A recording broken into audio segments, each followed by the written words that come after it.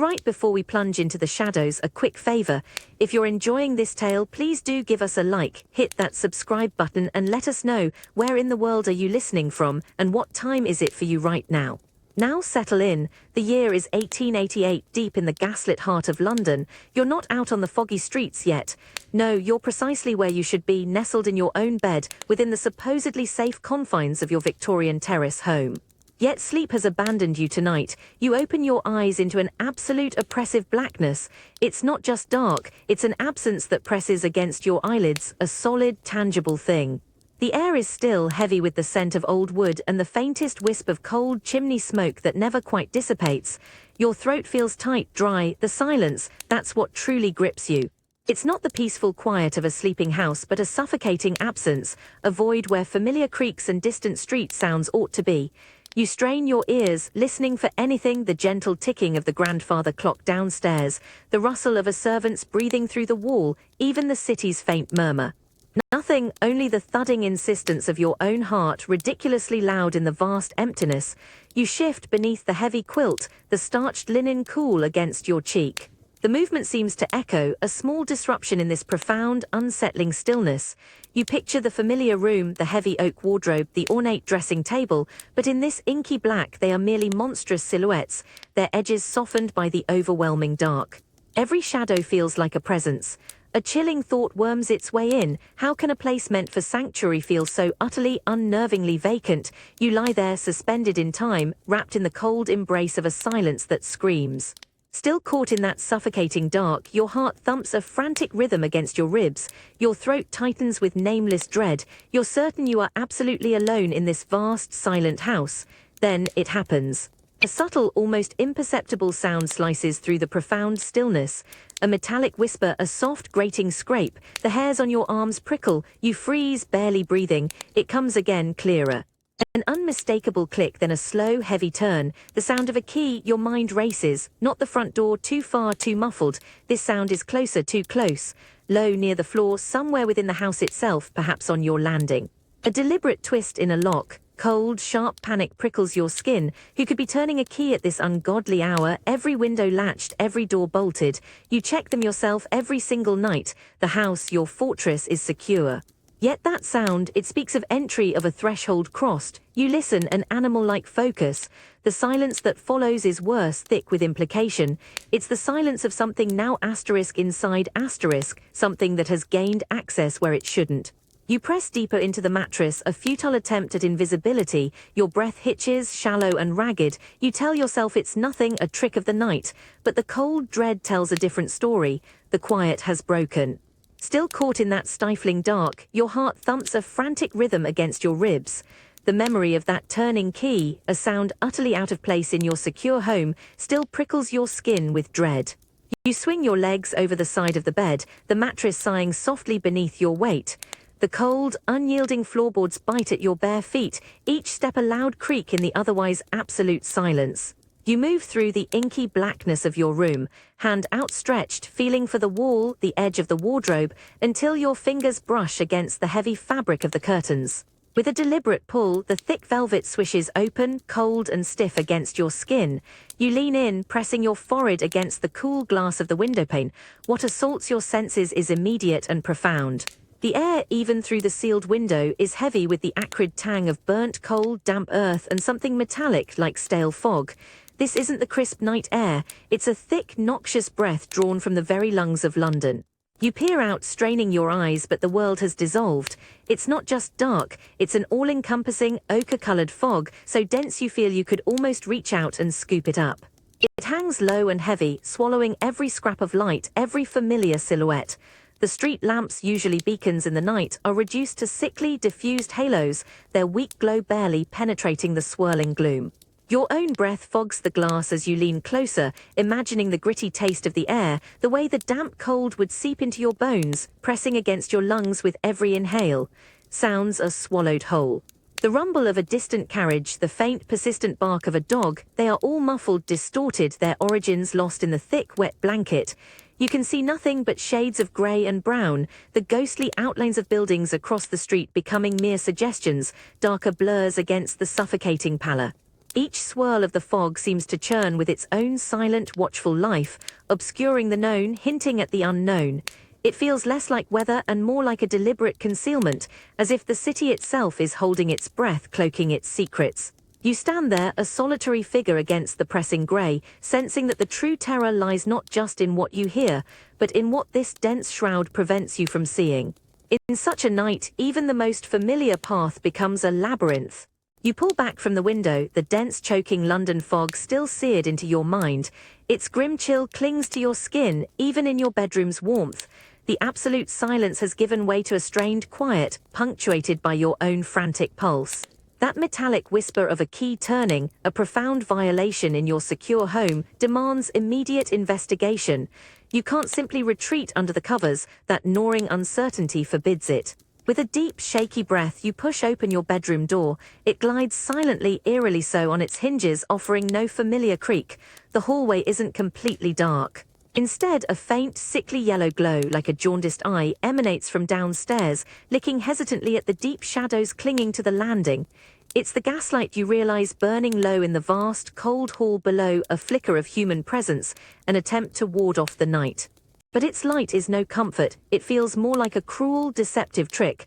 As you tentatively step onto the landing, the air shifts. It's cooler here, carrying a faint, cloying sweetness, the distinctive, unsettling odor of gas. The weak illumination barely reaches you, utterly distorting familiar objects. Ancestral portraits lining the wall transform into grimacing, watchful specters, their eyes seeming to follow your hesitant movement. The long shadow cast by the sturdy newel post on the grand staircase elongates, twisting into a monstrous, contorted limb reaching with silent menace towards you. Every ordinary object takes on an ominous cast under this oppressive glow. You begin your descent down the creaking stairs, each step a carefully measured sound echoing too loudly in the quiet. Your hand grips the smooth, cold banister for stability. The gaslight grows brighter, but this luminosity brings no clarity. Instead, it seems to flatten the world, stripping objects of their true forms, creating a theatre of unsettling, dancing shadows that mock your fears. You notice how the light catches dust motes swirling in the air, transforming them into tiny, glittering devils. The polished brass handle of the front door, now visible at the foot of the stairs, gleams unnaturally, almost invitingly, under the tyranny of that flickering yellow glow. It highlights the imposing latch, the heavy bolts, making their security seem almost performative, a flimsy stage prop against the true darkness lurking just beyond. This artificial illumination, meant to ward off the unknown, instead amplifies it, shaping your fears into tangible forms, making every familiar corner feel like a hidden trap. In this deceptive half-light, you ponder, is it not better to perceive nothing at all, than to see only what cunning shadows choose to unveil, guiding your imagination to the very brink of terror? You finally push the heavy oak door open, the wood groaning softly. The sickly yellow gaslight spills out briefly, a jaundiced rectangle swallowed by the oppressive ochre fog. A gust of damp, frigid air whips around you, chilling you to the bone. It carries the acrid stench of wet coal smoke, blended now with the raw earthiness of the fog itself. Your thin shawl offers little defense against this penetrating cold. The moment your foot leaves the doorstep, you feel it, the treacherous, uneven surface of the cobblestones. They are slick with a thin film of moisture, each rounded stone a potential trap for your slippered feet. Your balance feels precarious, the ground beneath you a hostile, unfamiliar terrain. Then an unwelcome sensation, your foot squelches softly into something yielding, cold and thick. Mud. Not just a sprinkle, but rich, cloying London mud, already beginning to seep through the thin soles of your shoes. It sticks, pulling at your foot with each hesitant step, a heavy, insistent drag. You take another tentative step, your ears straining against the heavy silence the fog imposes. Every distant sound is deadened, muffled, as if the city itself has been wrapped in a dense shroud. You can see nothing beyond a few paces. The gas lamps are utterly consumed, reduced to hazy, indistinct blurs. The houses opposite are mere ghosts, their windows dark, unseeing eyes. The oppressive cold radiates upwards from the ground, chilling your ankles, creeping into your bones. This isn't a simple stroll, it's an invasion of the senses, a relentless assault on your composure. You are truly out here, in the raw, indifferent embrace of a London night, with only the treacherous ground to guide you through this impenetrable veil. A profound unease settles in your gut. This outside world feels more alien than anything within your supposedly safe home. The mud clings to your slippers, a cold, insistent drag with every step you force yourself to take. You're moving away from the dim, illusory comfort of your own doorstep, plunging deeper into the swirling, sepia-toned chaos of the London fog. The cobblestones, treacherous and slick, give way underfoot to a grittier, looser surface, the path narrowing, the high walls of buildings pressing in on either side. You can feel their cold, damp stone against your outstretched hand, a rough, mossy texture that sends a shiver up your arm. The air here in this constricted space is different, even more suffocating. The coal smoke is denser, sharper, mingled now with the unmistakable stomach-churning stench of stale refuse and damp decay, a scent that prickles at the back of your throat.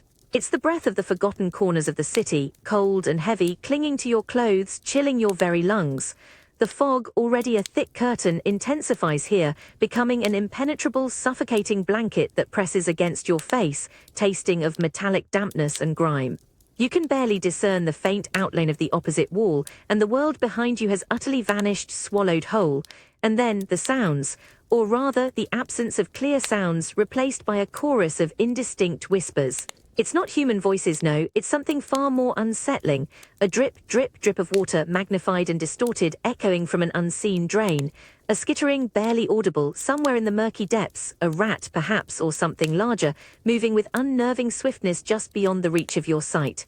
The wind, which was a muffled sigh on the main street, here becomes a low, persistent moan, whistling through unseen crevices, creating phantom drafts that brush against your cheek like a cold, knowing finger. Every rustle of your shawl, every soft scuff of your mud-laden foot feels ridiculously loud, a betrayal of your presence in this hidden labyrinth. You find yourself holding your breath, straining your ears, trying to distinguish the innocent from the ominous. Your eyes dart uselessly into the swirling gloom, desperate for any solid shape, any familiar landmark. But there is nothing, only the shifting, churning vapor, creating fleeting, monstrous forms that dance at the periphery of your vision. You feel utterly exposed, utterly alone, caught in a damp, cold trap of brick and unseen menace. You press yourself against the cold stone, a futile attempt to melt into the wall, to become as indistinct as the sounds that surround you. The sheer weight of the unseen is almost unbearable, a tangible pressure on your chest, making each breath a conscious, difficult effort. Every vague movement within the fog, a subtle eddy in the swirling grey, seems to take on the fleeting shape of something watchful, something that might be waiting. You blink trying to clear your vision, but the phantom images persist, playing tricks on a mind already frayed by fear. How can a place so narrow contain so much dread? The quiet here isn't empty. It's teeming with untold stories, with lurking possibilities, each whisper a chilling invitation to imagine the worst. This labyrinthine space isn't just a physical challenge. It's a test of your very sanity, forcing you to confront the terror of what might or might not be sharing these unseen depths with you, just meters away, yet utterly hidden by the merciless shroud. The cold, damp stone of the alley wall scrapes against your hand as you continue your hesitant shuffle, the thick London mud now a heavy, squelching burden on your shoes. The air here, trapped between grim brickwork, is a suffocating cocktail of coal smoke, stagnant water, and decay that makes your lungs ache with every shallow breath. The fog itself feels like a living, breathing entity pressing in from all sides, its metallic taste clinging to your tongue. The unseen whispers, the dripping and skittering, still tease the edges of your hearing, making every shadow seem to writhe. Then, a new sound cuts through the murky stillness, distinct from the alley's own eerie chorus. It's a rhythmic asterisk thump, thump, thump, heavy and measured, growing steadily louder. Boots. Big, sturdy boots striking the uneven cobblestones, sending faint vibrations up through the very ground you stand on. This isn't the light, furtive scurry of something small, nor the distant rumble of a carriage. No, this is deliberate human locomotion. Your first thought, a desperate flicker of relief, is a night watchman. A bobby on his beat, a reassuring presence in this terrifying, opaque world. Yet the sound also brings a fresh wave of panic. You are not meant to be out here in your night clothes, covered in mud, lost in a fog so thick it steals your breath. What would he think? What would he do? You press yourself deeper against the cold, rough wall, trying to disappear into its texture, praying the fog will hold you close, invisible. The heavy tread draws nearer, its cadence unwavering, utterly unconcerned by the oppressive gloom. The sound feels immensely powerful, almost threatening, each impact a pronouncement of its relentless approach. You can feel the vibrations more acutely now, a dull thrumming in your bones. Your heart pounds a frantic counterrhythm against your ribs. You strain your eyes trying to pierce the swirling grey, desperate for any glimpse of the figure, for the reassuring glow of a lantern. But the fog is a merciless veil, revealing nothing, only intensifying the sound, making it feel impossibly close, yet still completely unseen. You hold your breath, your muscles tense, a knot of dread tightening in your stomach. It's a strange paradox. The sound of a potential savior feels just as terrifying as the unseen terrors that first drove you into this wretched alley. You wait, utterly suspended, for the heavy tread to either pass you by or materialize from the suffocating grey. In this profound darkness, even the promise of authority feels like an encroaching threat, blurring the lines between safety and danger. The relentless asterisk thump, thump, thump of heavy boots grows deafeningly close, vibrating through the cold, damp cobblestones into your very bones. You're pressed flat against the rough, mossy brick of the alley wall, holding your breath, trying to merge with the oppressive gloom. The air, thick with the stench of coal, mud, and stagnant water, feels like a physical weight in your chest. Suddenly, a blinding, golden circle erupts from the swirling grey, cutting a brutal swathe through the fog. It's the searing, intense beam of a bullseye lantern swinging purposefully. Before you can react, before you can shrink further, that unforgiving light finds you. It pins you, stark and exposed, against the grimy wall. In that harsh, unyielding glow, you see him, a night watchman, a bobby. His silhouette, hulking and solid, emerges from the swirling vapours. His uniform, dark and severe, seems to absorb the meagre light, making him appear even more imposing. His face, weathered and stern, is framed by the high collar of his coat. His eyes, dark and unblinking, fix on you with an unnervingly steady gaze. There's no surprise in them, no shock, just a deep, weary acknowledgement and something else, a silent, assessing judgment that feels like a cold hand squeezing your heart. You stand there, utterly illuminated, your thin, mud-caked nightclothes a pathetic display under the scrutinizing beam. The damp, cold hair clinging to your face, the dirt smudged on your cheek, the sheer disarray of your appearance, all are cruelly highlighted. You feel every imperfection, every frantic beat of your heart, every tremble in your bare hands. It's as if the lantern's light strips away not just the fog, but also your dignity, leaving you bare and vulnerable to his silent, unwavering appraisal. He doesn't speak, he doesn't need to. His steady, unblinking stare conveys everything: the impropriety of your presence, the inexplicable nature of your flight, the sheer audacity of being out here, a woman alone in this desolate, dangerous hour. You feel a flush of shame, hot despite the biting cold, creeping up your neck. The raw, unfiltered judgment in his eyes feels heavier, more condemning than any spoken word. For a brief, terrifying moment, you are utterly transparent, your private terror laid bare before a stranger's unsympathetic gaze. There's a profound discomfort in being truly seen, especially when you feel least like yourself, least prepared for the world's harsh scrutiny. It makes you wonder, does being found feel less safe than being lost? The night watchman's silent, damning gaze still burns, an icy weight on your soul. You shrink further against the damp brick, feeling utterly exposed, even as the fog begins to close around him, softening his stern outline. Just as you think you might finally slip away, unseen once more, a new sound rips through the sodden air. It's a guttural, raw noise, a sudden explosion of human unrest, a roar truly. Not of an animal, but of men coarse, angry, desperate. It bursts forth from a doorway a short distance ahead, momentarily tearing a hole in the dense, damp silence that had enveloped everything. You flinch, your body tightening instinctively. With the roar comes a sudden, jaundiced spill of light, a sickly yellow rectangle slicing through the impenetrable fog. From within this garish glow, you can faintly discern the gaudy, etched glass of a sign. Gin Palace, the air already thick with grime, now receives a fresh assault.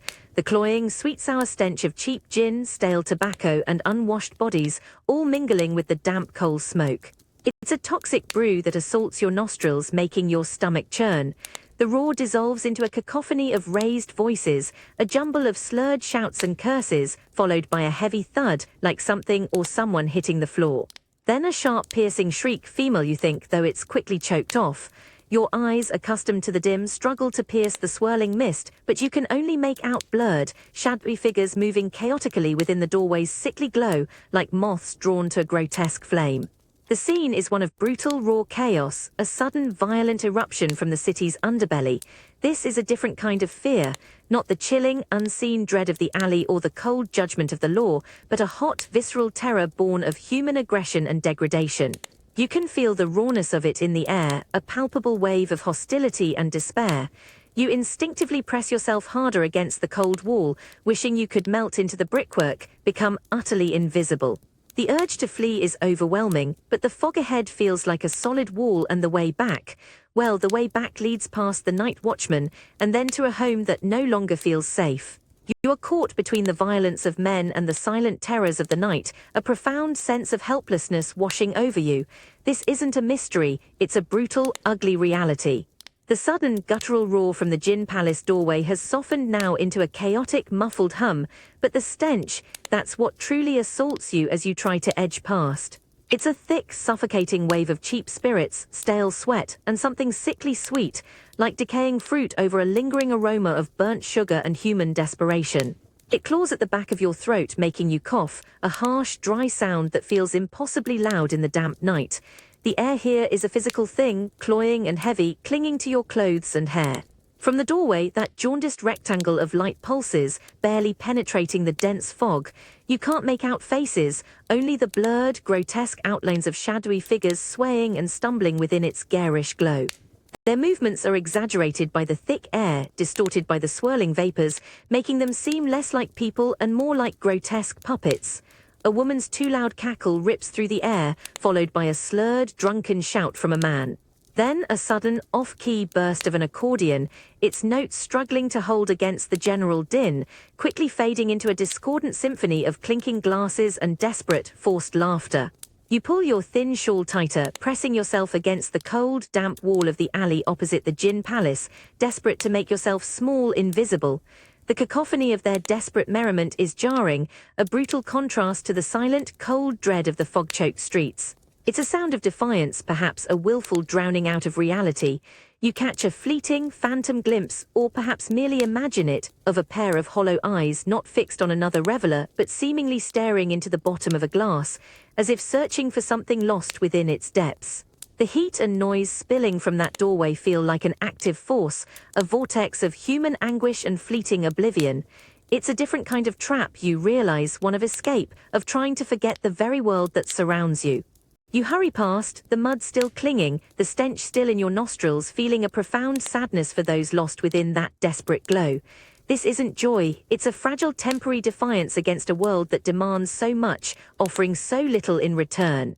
You understand in that fleeting moment the desperate need for forgetting. You pull yourself away from the repulsive clamor of the Gin Palace, the stench of stale gin still clinging to your clothes. The heavy, mud-laden air continues to cling cold and damp, but as you stumble further down the alley, another scent begins to assert itself, subtly at first, then growing stronger. It's lavender, sweet, floral, and utterly out of place amidst the grime and decay of this forgotten lane.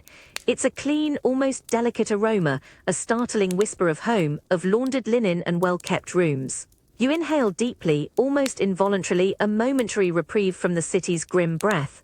It's so unexpected that for a fleeting moment, a wave of confusing nostalgia washes over you, a poignant memory of something soft and safe. You lift your chin slightly, trying to identify its source, to pinpoint where such a comforting scent could possibly originate in this desolate place. But then, as the lavender intensifies, it begins to shift, to twist. The sweetness becomes cloying, sickly, a heavy perfume trying desperately to mask something else. Beneath the floral notes, an insidious, creeping odor begins to emerge, faint at first, then growing more distinct, more disturbing. It's a damp, earthy smell, thick and cold, tinged with something metallic and utterly organic. Decay, the undeniable, chilling scent of something old, something dying, something that has been left too long. The two smells clash, creating a profound disquiet. The lavender, once a fleeting comfort, now feels like a cruel deception, a thin veil drawn over an uncomfortable truth. You can taste the grim combination on your tongue, sweet and putrid, fresh and stale, a nauseating contradiction. Your eyes, useless in the dense fog, strain harder, trying to see what the air is so explicitly telling you. Is it a forgotten shop, a spill, or something far more sinister, something that needs such a powerful perfume to hide its true nature? The thought settles like a cold stone in your gut. This potent blend is more unsettling than any single foul smell because it hints at an intention, a desperate attempt to obscure the grim reality that lingers just beyond your sight, yet saturates the very air you breathe. It makes you wonder, what horrors are so profound they require such a beautiful lie to conceal them? The cloying, deceitful perfume of lavender and decay still twists your stomach as you push deeper into the narrow alley. The mud squelches beneath your soaked slippers, the cold seeping high up your shins. The dense, yellowish fog presses in, a heavy, wet blanket muffling all sound, making every breath a shallow struggle against the grime-laden air. Then, from the impenetrable grey ahead, figures emerge. Not rushing but unnervingly still, almost blended into the murky backdrop. Shadows at first, slowly coalescing into human forms, yet so profoundly still they seem part of the damp, cold architecture. As you draw closer, compelled by curiosity and the intensifying scent, the fog parts just enough for a fleeting, horrifying glimpse. They are women, you realize, huddled in doorways, slumped against walls, or simply standing as if waiting for a salvation that will never come. Their ragged, thin clothing offers no warmth against the biting cold, stained with street grime. Their faces, pale and drawn, are etched with profound weariness, but it is their eyes that truly seize you. Hollow, sunken caverns devoid of light, utterly vacant, not with emptiness but with an exhaustion so absolute it seems to have swallowed their souls. They don't look asterisk at asterisk you, but through you, past you, they gaze fixed on some unseen point in the fog, or perhaps on nothing at all. No anger, no invitation, just a chilling, unwavering blankness.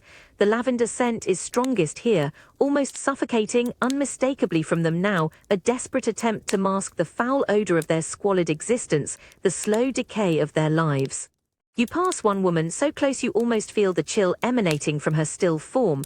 Her eyes, open and unblinking, bore into some distant memory, a gaze of endless waiting, of silent suffering, mirroring the city's grim indifference.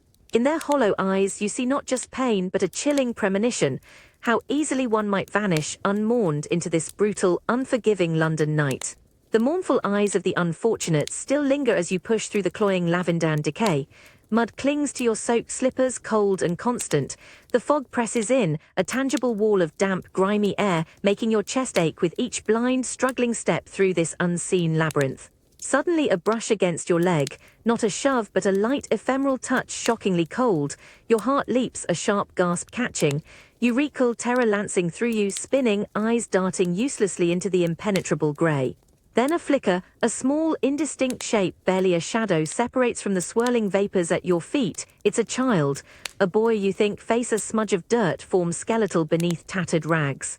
He's impossibly small, almost a phantom, his movements quick, silent like a wisp of the fog itself.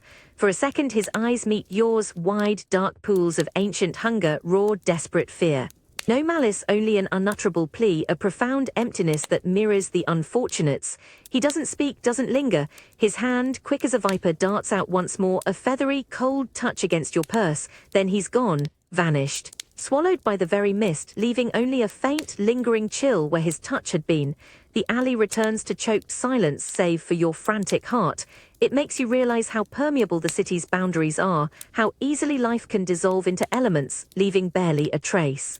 This fragile touch reminds you of the precariousness of every life here, even your own.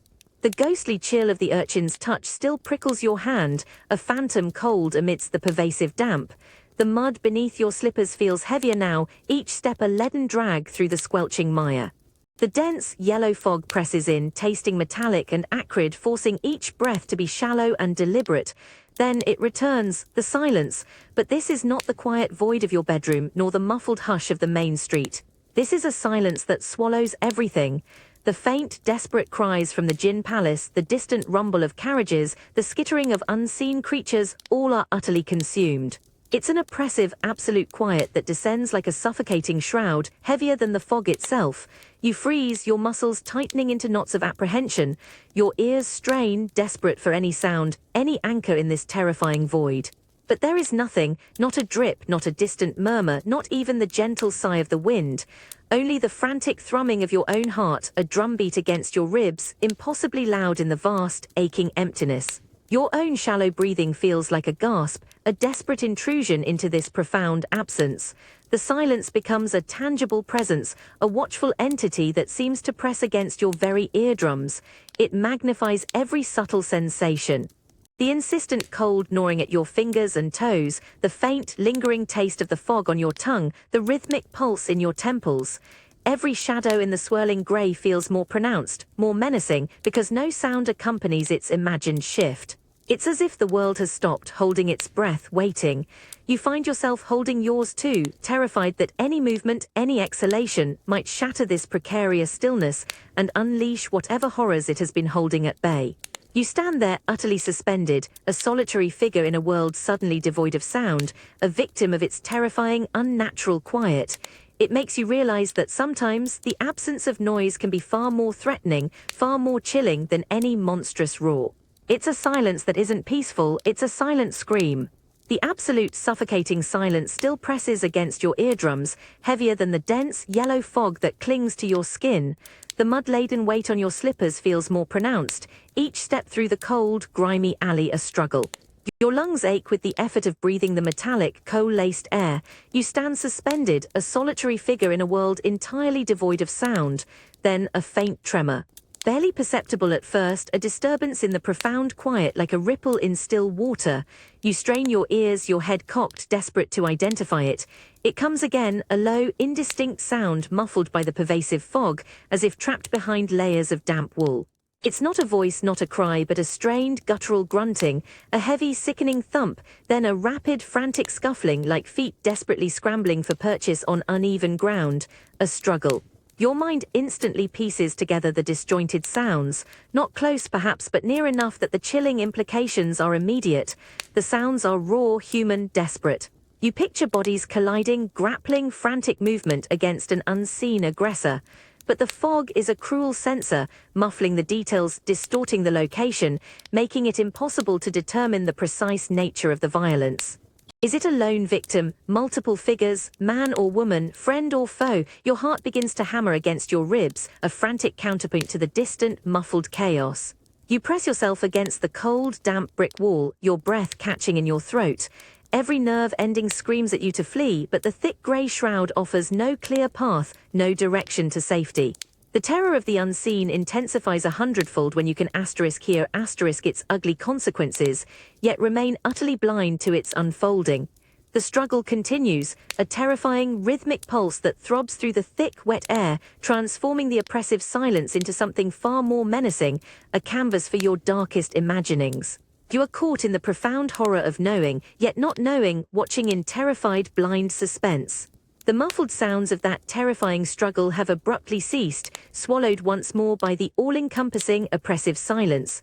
Your heart still pounds a desperate rhythm against your ribs, a frantic echo in the profound void left by the vanishing violence.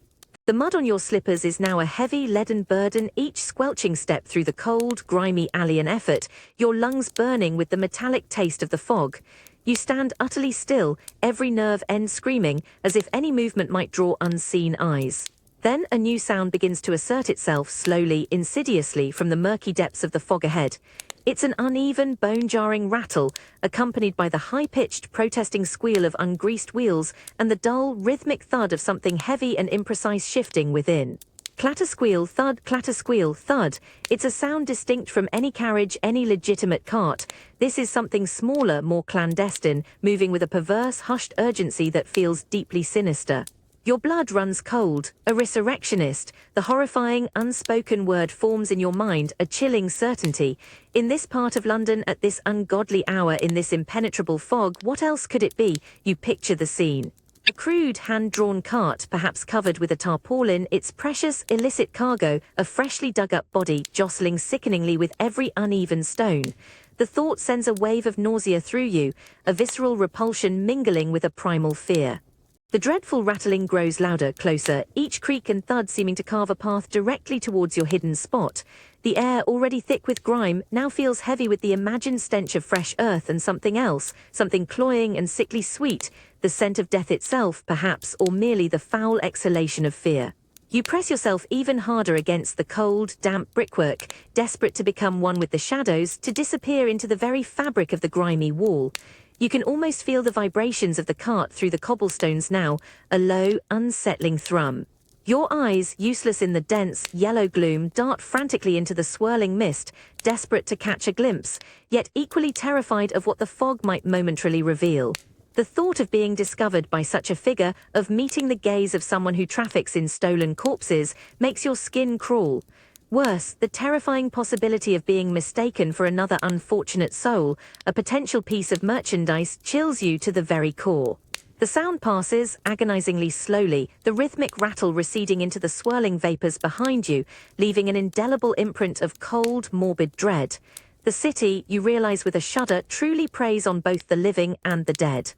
The chilling echo of the resurrectionist's cart, its morbid rattle, finally fades into the impenetrable curtain of fog, leaving a profound, unsettling silence in its wake.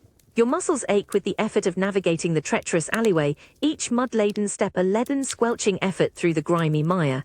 The air, thick with the metallic tang of coal smoke and decay, feels heavy in your lungs, but a new, more expansive chill begins to assert itself, a different kind of dampness that speaks of vast, open water.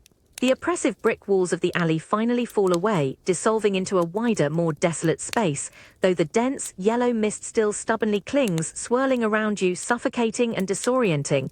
Then, unmistakably, you feel it. The profound, visceral shift in the very atmosphere. The cloying stench of the city's confined spaces, the acrid cold, the damp earth, are abruptly replaced by something far more ancient, more powerful. It is the Thames. Its unique, potent aroma assaults your senses, a complex, sickening blend of stagnant water, raw sewage, salt-laced mud, and something metallic, almost ferrous.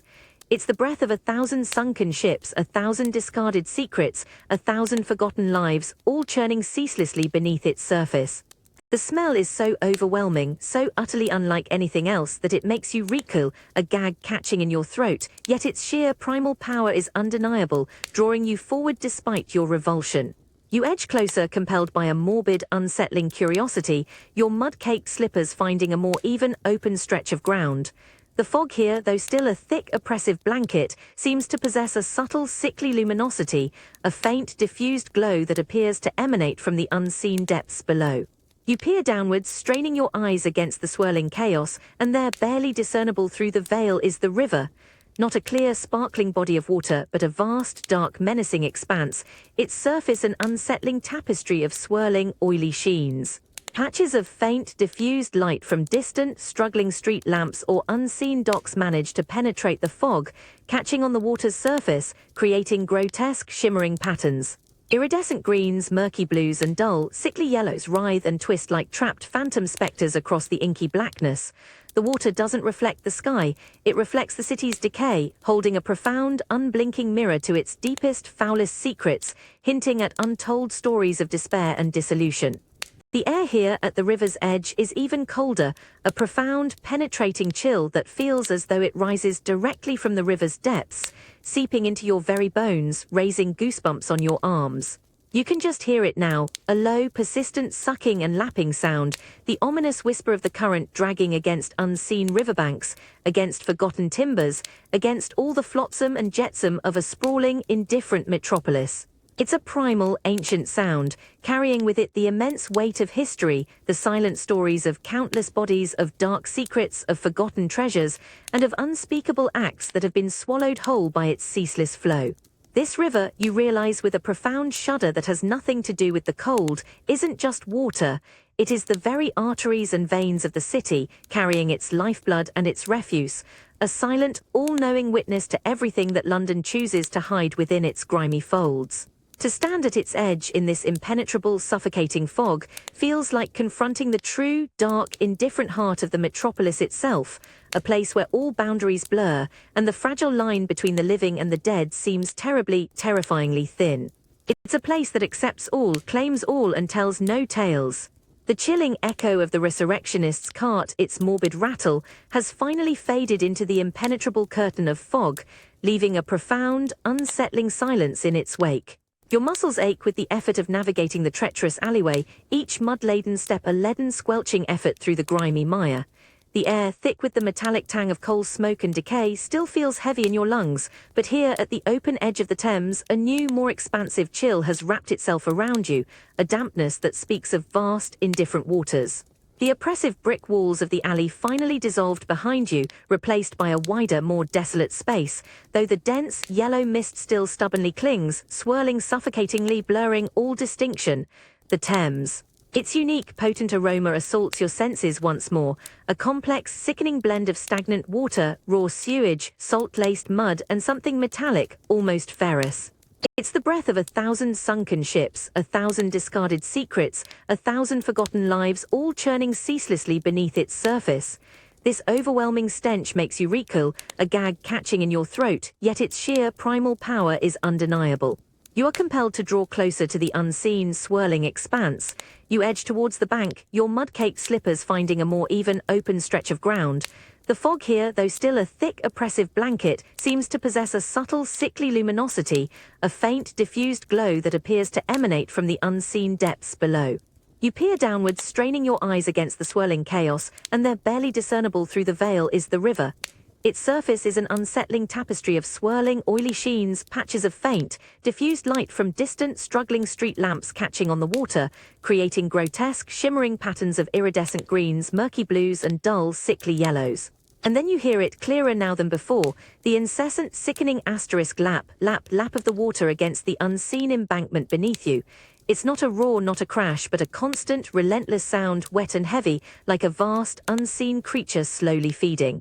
Each soft splash is a deliberate, intimate kiss of the murky water against the grimy shore, a monotonous rhythm that seems to embody both the ceaseless movement of the river and the profound stillness of the fog. You listen, mesmerized and repulsed, as each asterisk lap reveals an untold story.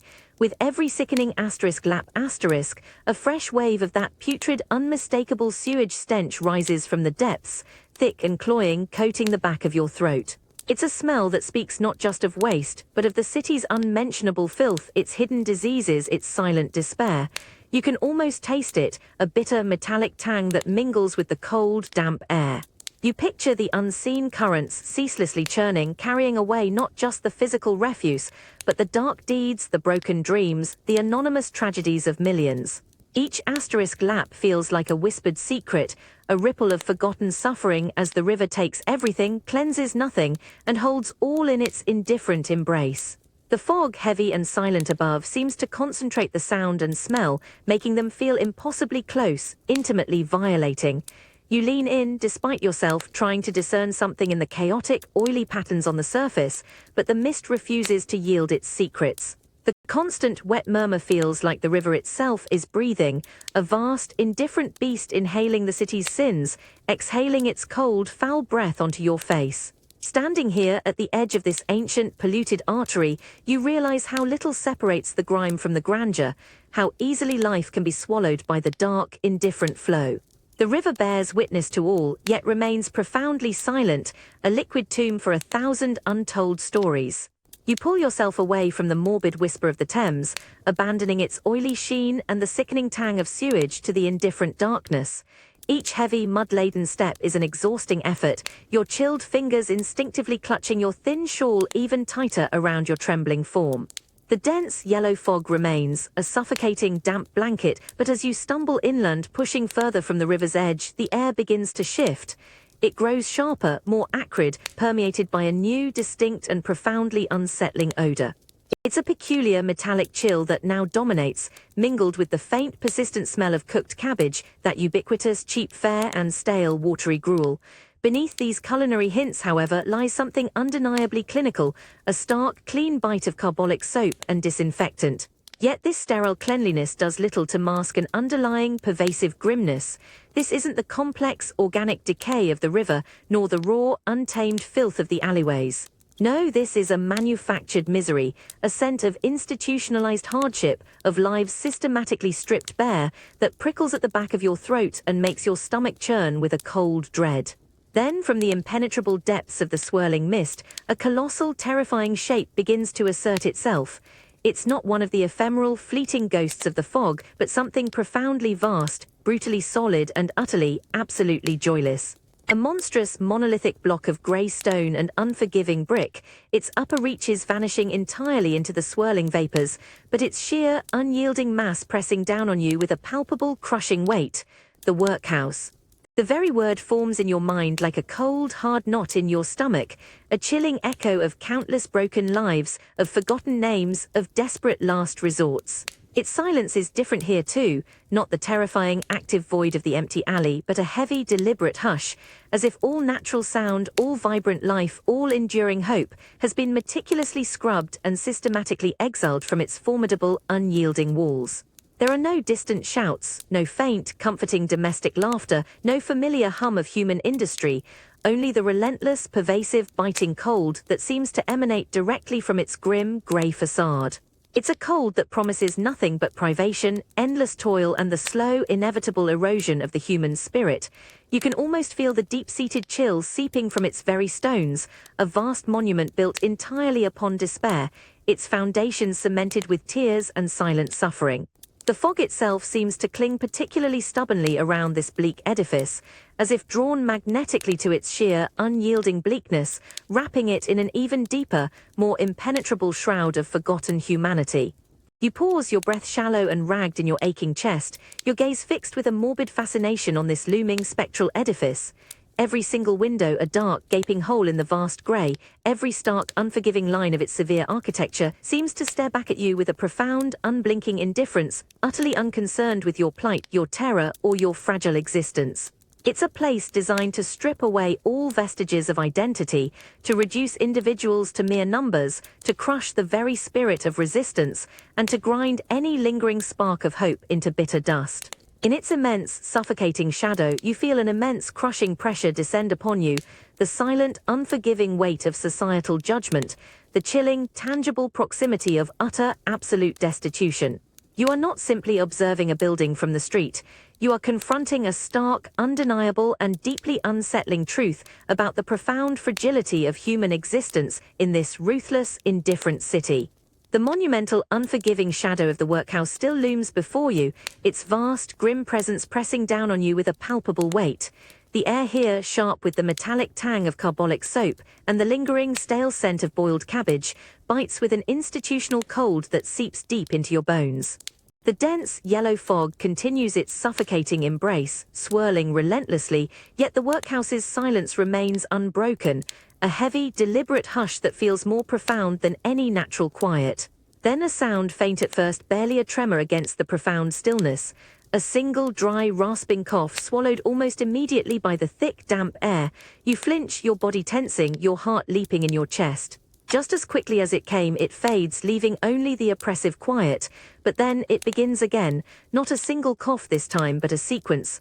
A deep, hacking cough from one unseen window, quickly followed by a shallower, gasping wheeze from another. Then a cluster of dry, persistent coughs, like stones scraping against bone, erupting from a different section of the immense facade. It's a rhythmic, unsettling chorus, a symphony of suffering coming from within the very walls of the workhouse. Not loud, never quite breaking the absolute stillness into chaos, but rather asterisk pervading it, seeping through the thick stone and heavy fog like a chilling, inescapable infection. You find yourself listening, morbidly transfixed.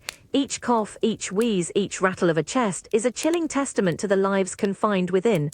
You picture the cramped, airless dormitories, the emaciated bodies, the rampant, unchecked sickness. This isn't the robust cough of a man catching a chill. This is the desperate, weakened cough of persistent illness, of malnutrition, of lungs filled with damp and cold. It speaks of a collective, anonymous suffering of bodies pushed to their limits, their last vestiges of strength expelled in these ragged, rhythmic gasps. The fog seems to hold these sounds close, amplifying their bleak intimacy. They come from everywhere and nowhere, indistinct yet undeniably human, a mournful, haunting breath exhaled by the very edifice itself. Your own breath catches, thin and shallow, a stark contrast to the deep, resonant struggle you now hear. This chorus of coughs, so uniform in its misery, reveals a profound, unyielding truth about the human capacity for endurance, even in the most desolate of existences. It reminds you that some walls, no matter how thick, cannot fully contain the raw, undeniable sound of suffering. The physical discomfort of your cold, mud-caked body pales in comparison to the chilling, empathetic ache this communal lament inflicts upon your soul. The chilling chorus of coughs from the workhouse walls slowly recedes behind you, a haunting, indelible echo of suffering. Your mud-caked slippers still drag with a leaden weight, each step through the cold, grimy streets an effort. The dense, yellow fog, however, seems to thin slightly here, taking on a more ethereal, almost translucent quality, revealing hints of deeper, more profound darkness ahead. The air, though still damp and heavy, shifts again, carrying a new, unmistakable scent that makes the hairs on your arms prickle. It's the smell of cold, damp earth, but infused with something else entirely, a profound, ancient decay, rich and sweet, yet metallic and utterly unmistakable. It's the scent of long-buried secrets, of forgotten lives mingling with the soil, of iron gates slowly rusting. This isn't the raw sewage of the Thames, nor the institutionalized misery of the workhouse. No, this is the profound, quiet scent of the graveyard, a smell that speaks of finality, of eternal rest, and of bodies slowly returning to the earth. As you instinctively draw a breath, the air feels heavy, tasting of something cold and mineral, like iron filings on your tongue, mingled with the faint, sweet decay of damp, churned soil. It's a bitter, earthy taste that clings to your mouth, a chill that seems to emanate from the very ground, rising up to meet you. You can almost feel the dew, heavy and cold, clinging to unseen gravestones, to the rough, ancient stone of a crumbling wall, even though the fog still obscures their specific forms. A profound silence settles here, different from any other you've encountered tonight. It's not the oppressive, active void, nor the institutional hush. This is a sacred quiet, a hallowed stillness that feels both peaceful and deeply unsettling. It's the silence of countless sleeping souls, a quiet that holds the vast weight of eternity.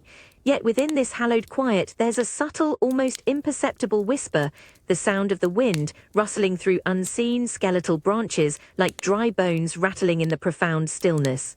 It's a sound that reinforces the desolation, the timelessness of this place. Through the thinning fog, a massive, unyielding wall looms, not brick but ancient, moss-covered stone, capped with spiked wrought iron railings that stretch endlessly into the mist.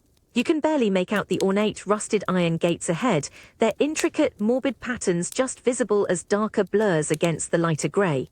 This is a threshold, you realize, a final boundary between the world of the living and the realm of the dead.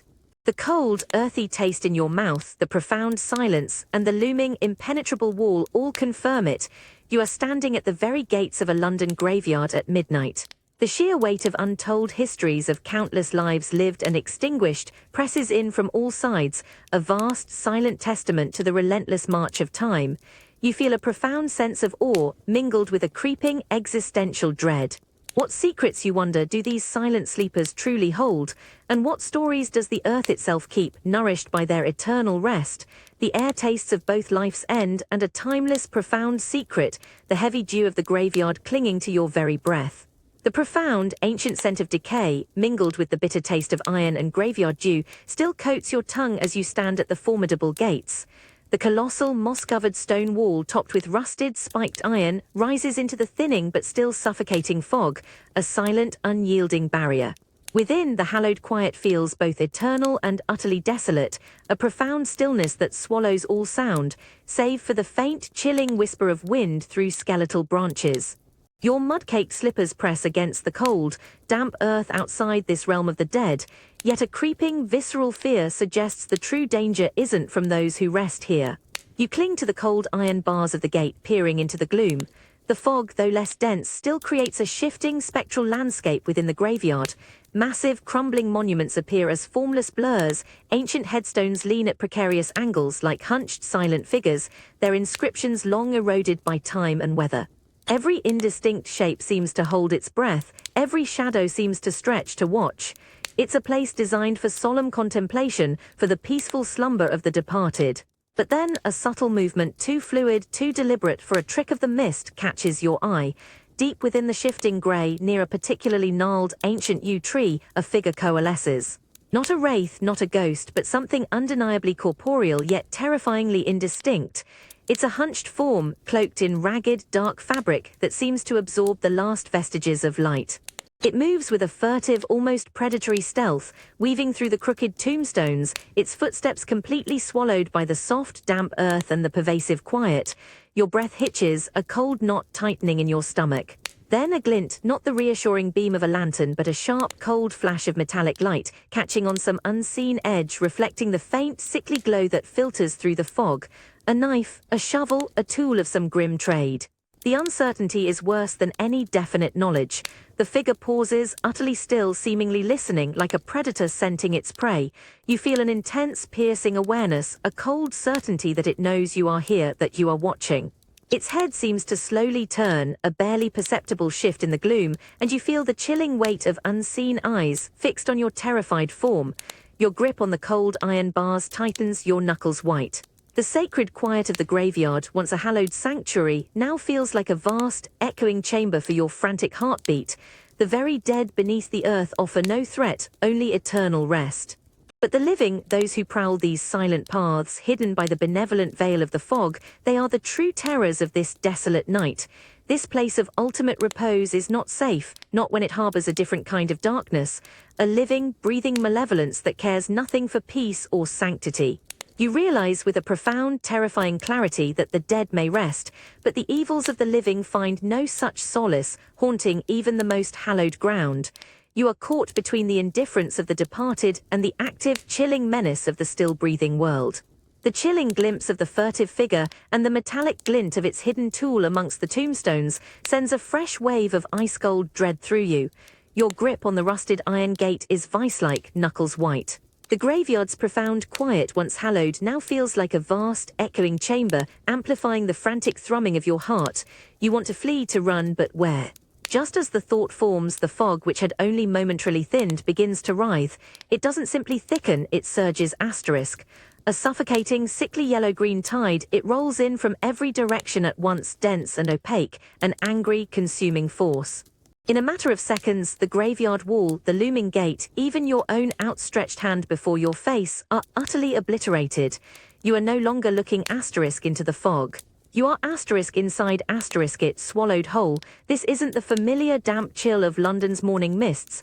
This is the infamous pea super, a viscous, suffocating blanket that assaults every sense.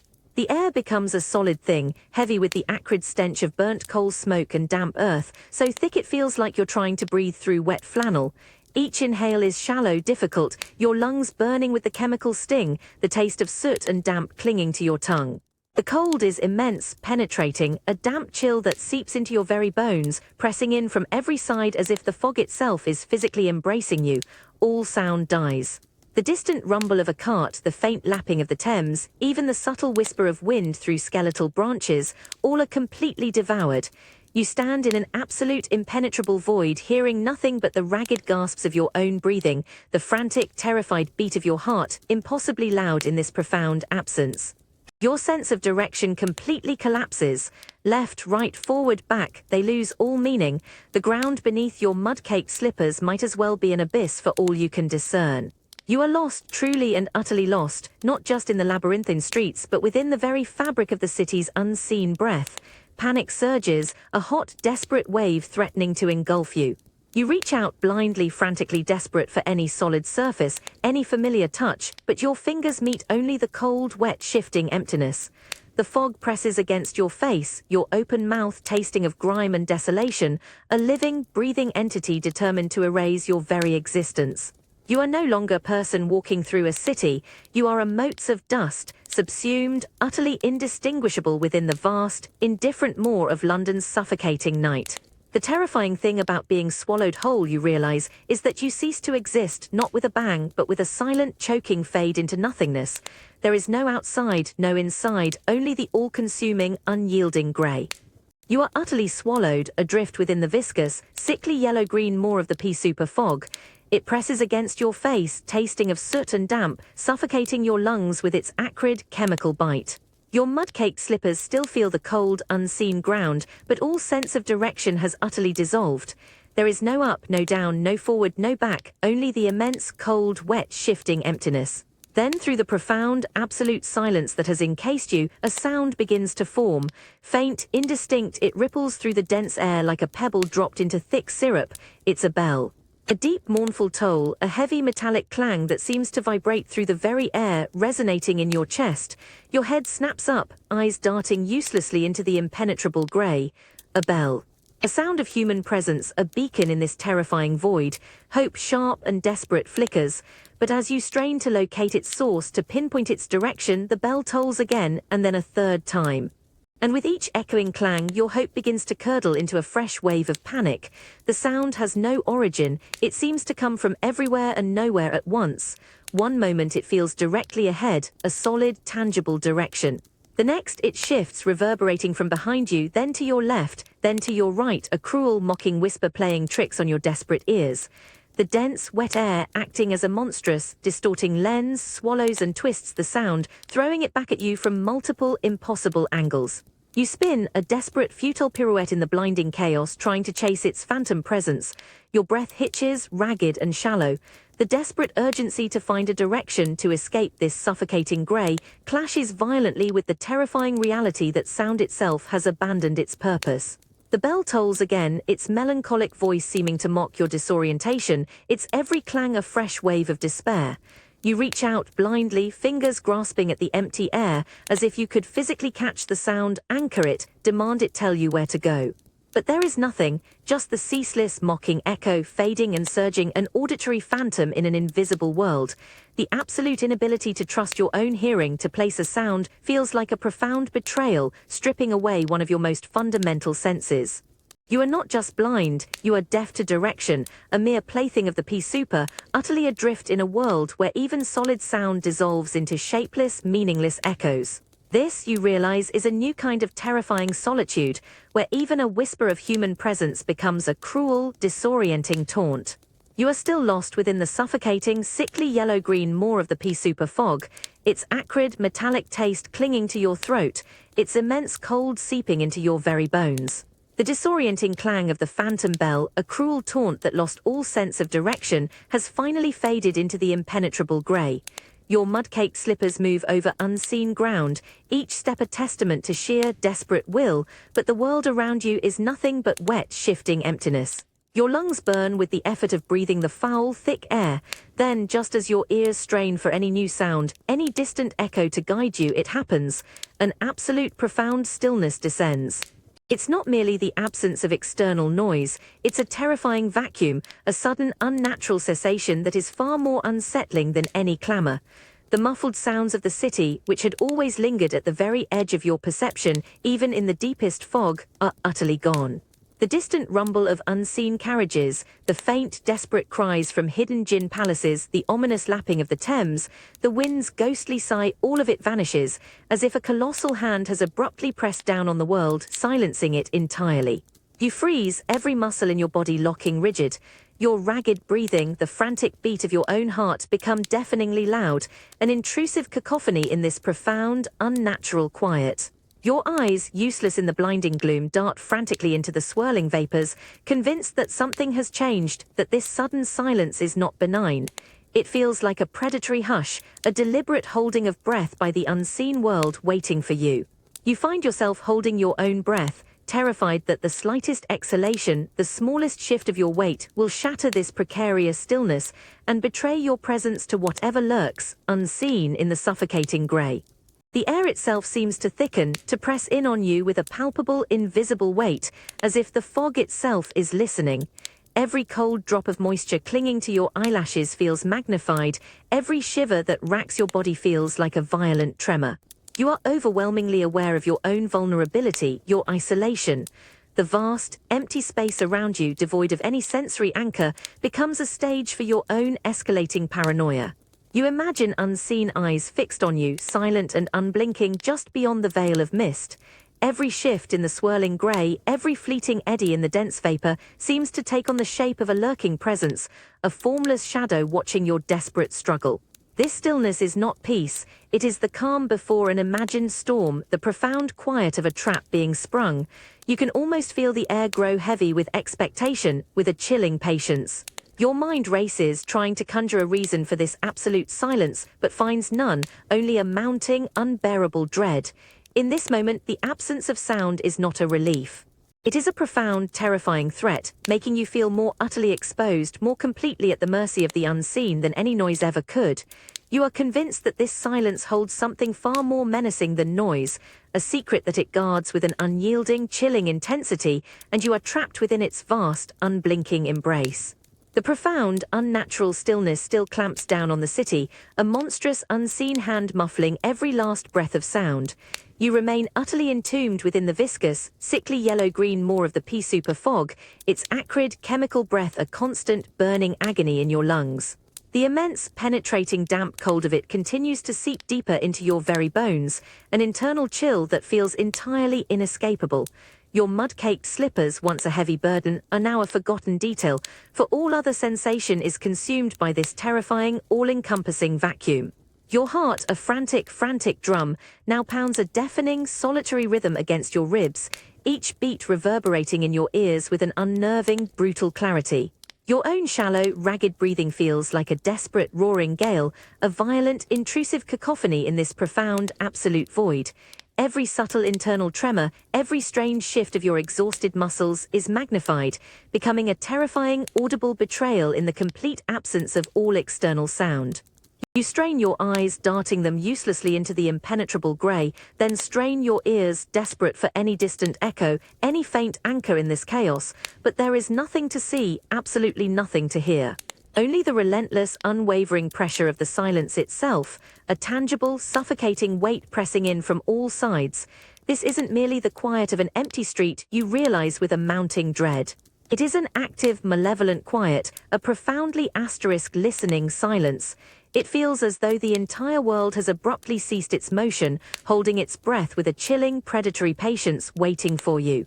Every fleeting eddy in the dense, yellow-green vapor that swirls around your face, every subtle change in the air pressure on your skin becomes an imagined movement, a phantom presence just beyond your direct sight. Your mind, desperate to find any anchor, any shred of familiar reality, starts to conjure whispers, the faintest, impossible rustles and movements that vanish the very moment you try to focus on them, leaving only the crushing, unbearable weight of the unheard. You press your hands to your ears, a desperate, futile gesture, but the silence is not external, it is internal, a void that has consumed your very perception. You try to force yourself to move to break free from this paralyzing spell, but your limbs feel impossibly heavy, unresponsive, as if trapped in solid ice. The cold, wet fog presses against you, a solid, tangible shroud, a wet, suffocating embrace that clings to your clothes, to your hair, to your exposed skin. It is the sheer, unbearable weight of what you cannot hear that is truly, existentially terrifying. The unseen dangers, the lurking threats you know London harbours in its darkest corners, now feel infinitely more potent, more immediate, more deadly, precisely because they exist in this silent, unknowable space. They could be meters away, inches even, their movements utterly disguised, their murderous intentions hidden behind this impenetrable, sound-swallowing veil. The silence itself becomes a patient, profound predator, its absolute absence of sound, its profound lack of information, infinitely more threatening than any monstrous noise, any terrifying roar. You are certain, with a chilling, unshakable conviction, that you are not alone in this suffocating void, yet the utter inability to confirm that presence, to place it, to even hear it breathe, becomes a torment far greater than any direct confrontation. This isn't just quiet, it's a suffocating shroud for the very truth, leaving you to grapple with the chilling burden of utter, terrifying uncertainty and the profound, relentless weight of the unknown, of a world that refuses to give you any sensory foothold, trapping you in a boundless, silent prison of your own mind. The profound, suffocating silence of the pea soup fog still presses in on you, a monstrous, unseen hand muffling every breath of sound. Its acrid, chemical taste burns in your lungs, its immense cold seeping into your very bones. You are utterly entombed within the viscous, sickly yellow-green maw, your mud-caked slippers still feeling the unseen ground, but all other sensation consumed by this terrifying, all-encompassing vacuum. Then from somewhere ahead, or perhaps to your left, a faint, sickly glow begins to pulse. Not a steady light, but a frantic, desperate flicker, like a dying heart struggling against the overwhelming gloom. It's the distant, distorted radiance of a gas lamp, battling the impenetrable curtain of fog. Hope, faint and fragile, tries to stir, but what it reveals is far more terrifying than the absolute darkness. As you hesitantly draw closer, compelled by a desperate need for any visual anchor, the light becomes a hazy, jaundiced sphere, utterly without definition. But caught within its struggling, flickering aura, the fog itself begins to perform a grotesque, monstrous dance. Shapes formless and indistinct swell and shrink, writhe and twist in the peripheral vision, cast by unknown, unseen objects. The thick vapor acting as a colossal, distorting canvas exaggerates every tiny shift, every subtle movement. A distant post becomes a towering, hunched figure, its limbs reaching, stretching with malevolent intent. A discarded barrel transforms into a squat, predatory beast, its shadow flickering as if breathing, lunging and retreating in the sickly yellow glow. The irregular outline of a lone, gnarled tree, glimpsed for a fleeting moment, seems to twist into a writhing skeletal demon, its branches like grasping claws, its silhouette dancing wildly as the lamplight flickers and dims, only to flare again. Your eyes, desperate for clarity, dart from one monstrous apparition to the next, your mind screaming that they are not real, that they are mere tricks of the light and the pervasive, suffocating mist. Yet the sheer conviction of their movement, the way they seem to ebb and flow, to gather and disperse with a terrifying, rhythmic pulse, makes them feel utterly, horrifyingly alive. You flinch, recoil, your heart hammering against your ribs, convinced that at any moment, one of these flickering, phantom horrors will solidify, detach itself from the swirling grey, and lunge into the suffocating void where you stand. The cold, wet air bites at your exposed skin, and the acrid taste of soot on your tongue intensifies, tasting like a bitter, terrified scream. This is not just a dance of shadows. It's a terrifying psychological ballet choreographed by the fog itself, where your own mind becomes the stage for its monstrous visual deceptions. You are trapped within a nightmare made tangible by light and vapor. The profound, suffocating silence of the pea super fog still presses in on you, a monstrous, unseen hand muffling every breath of sound. Its acrid, chemical taste burns in your lungs, its immense cold seeping into your very bones. You are utterly entombed within the viscous, sickly yellow-green moor, your mud-caked slippers still feeling the unseen ground, but all other sensation consumed by this terrifying, all-encompassing vacuum. The incessant, monstrous dance of flickering shadows around the struggling gas lamp only intensifies, each pulse of light a fresh burst of terror. You blink rapidly, rub your eyes with mud-caked fingers, desperately trying to clear the film of damp and grime, but the grotesque spectacle persists, refusing to be dismissed. The pea super fog, a malicious puppeteer, uses the struggling, sickly yellow glow to twist every benign object into something malevolent, something predatory.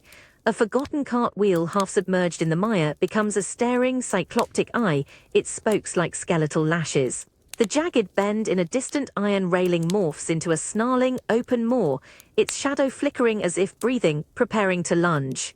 The irregular, familiar outline of a lone, gnarled tree, glimpsed for a fleeting moment as the mist momentarily thins, seems to twist into a writhing skeletal demon, its branches like grasping claws, its monstrous silhouette dancing wildly with every desperate flicker and dimming of the lamp, only to flare again, reborn. Your mind screams for clarity, for the familiar, for a solid anchor in this visual chaos, but your eyes, once trusted guides, refuse to comply. They deliver only terrifying fictions, conjured by the deceitful mist and the struggling light. It's a profound, chilling betrayal, this sudden, utter loss of trust in your own vision. You begin to doubt everything. Is that a real figure emerging from the swirling grey just beyond the lamp's weak halo, its form vaguely human, or just another cruel trick of the light, another phantom conjured by the insidious vapours? The inability to distinguish reality from illusion sends a fresh, chilling wave of raw, visceral panic coursing through you, an icy tremor that shakes your very core. Each desperate flicker of the gas lamp is a new monstrous birth, a fleeting terror that grips your gut and clenches your jaw. You feel a profound nausea, a dizzying disorientation born not from simple motion, but from the relentless, maddening assault on your perception. Your brain struggles, grasping desperately for logic, for reason, but the visual input is too chaotic, too contradictory, too utterly, irrevocably false. It's as if the world itself has turned against your senses, purposefully distorting every truth, trapping you in a waking nightmare of visual lies. The cold, wet air feels like a malicious, taunting caress against your exposed face. The acrid taste of soot and damp on your tongue intensifies, a bitter, metallic tang that tastes like a terrified, silent scream caught in your throat. How can you possibly find your way? How can you discern true danger from mere phantom, when the very faculty meant to guide you has become a traitor, deliberately turning every familiar object into an enemy, every innocent shadow into a potential horrifying threat? You are utterly lost, not just in the physical expanse of the fog, but within the very confines of your own unreliable sight, imprisoned by the illusions it relentlessly conjures. The world outside may be a bewildering, dangerous labyrinth, but your own eyes, you realize with a profound, sinking despair, have become the most treacherous, most deceitful part of this suffocating maze, and there is no escape from their relentless, horrifying deceptions. The monstrous dance of flickering shadows continues to mock your desperate eyes, each sickly yellow pulse of the gas lamp distorting reality, turning every benign object into a fleeting terror. The pea super fog, a malevolent, viscous maw, presses in, its acrid chemical breath burning in your lungs, its immense cold seeping into your very bones. You are utterly entombed, lost not just in the physical space, but within the terrifying, unreliable confines of your own perception. The profound, suffocating silence still clamps down, a monstrous, unseen hand muffling every breath of sound, save for the frantic thrumming of your own heart. Then, through that absolute vacuum, a faint sound so utterly out of place, so impossible, that it sends a fresh jolt of pure, unadulterated terror through you. It's a whisper, not a human voice, not a discernible word, but a soft, sibilant hiss, impossibly close, yet utterly without origin. Like dry leaves skittering across unseen cobblestones, or perhaps a sudden sharp gust of wind through a narrow hidden gap in the brickwork, but devoid of the wind's usual raw bluster. It's an almost mechanical sound, precise yet imbued with an unnerving, predatory quality. Your blood runs cold, spring-heeled Jack. The name, a whispered terror in the dark alleys and hushed drawing rooms of London, flashes through your mind with the speed of a lightning strike. The urban legend, the demonic figure with glowing eyes and impossibly powerful leaps, who preys on the unsuspecting in the gloom. The whisper, though faint, feels imbued with that same unnatural, inexplicable menace. Your head snaps up, eyes wide and useless in the blinding fog. You spin, a desperate, frantic movement, your mud-caked slippers squelching on the unseen ground. The whisper seems to come from directly behind you, then to your left, then above you, a cruel, mocking taunt that shifts and dances with the very same disorienting malice as the phantom bell. You are surrounded not by solid objects, but by an unseen, malevolent presence, an auditory illusion that wraps around you like a cold, knowing embrace. The cold, wet air bites at your exposed skin, and the acrid taste of soot on your tongue intensifies, tasting like a bitter, terrified scream caught in your throat.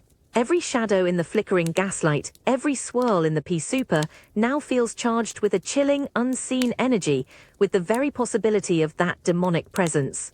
The thought of those glowing eyes, of that impossibly powerful leap, makes your entire body lock with a primal, animal terror.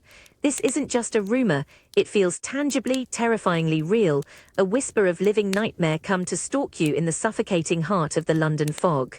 You are caught between the terrifying illusions of your own eyes and the chilling, whispered promise of an unspeakable, legendary dread.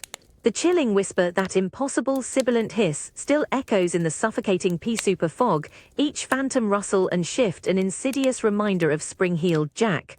Your heart hammers against your ribs, a frantic, desperate rhythm. The very air tastes of chemical soot and damp dread, burning your lungs with every shallow, terrified breath. You are utterly lost, a mere mote in the viscous, sickly yellow-green maw, your mud-caked slippers squelching on unseen ground, every sense a traitor. The folklore, once a morbid amusement, a chilling tale for a dark winter's evening, now feels like a terrifyingly tangible warning. You remember the whispered accounts, the glowing, demonic eyes.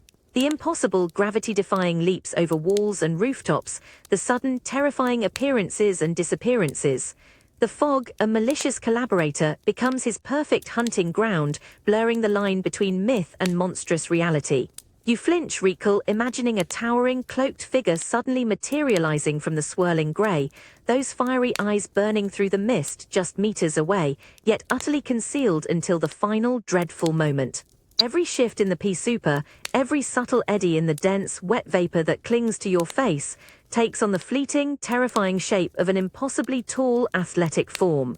You press your hands to your mouth, stifling a desperate gasp, convinced you can feel the pressure of his unseen proximity, the cold rush of disturbed air as he makes one of his legendary bounds. The cold, raw panic transforms your very surroundings into a hostile living entity, a world entirely populated by the specters of your deepest, most primal fears. The sickening yellow glow of the distant gas lamp, still fighting its losing battle against the fog, does little to reassure. Instead, its frantic, unreliable flicker only feeds the monstrous illusions, creating momentary, grotesque silhouettes that your terrified mind immediately interprets as the leaping, predatory form of the legend himself. You are a small, fragile creature in a vast, indifferent maze, and the very air whispers that you are being hunted by something utterly beyond human comprehension, a nightmare given flesh and sprung from the darkest corners of London's grim imagination. This isn't just a story now, it's a chilling, imminent threat, a tangible menace that feels undeniably horrifyingly real. What was once folklore, a mere warning for errant children and foolish lovers, has become a cold, hard, terrifying truth that clutches at your throat, making you keenly aware of your desperate, exposed vulnerability in this vast, unseen city.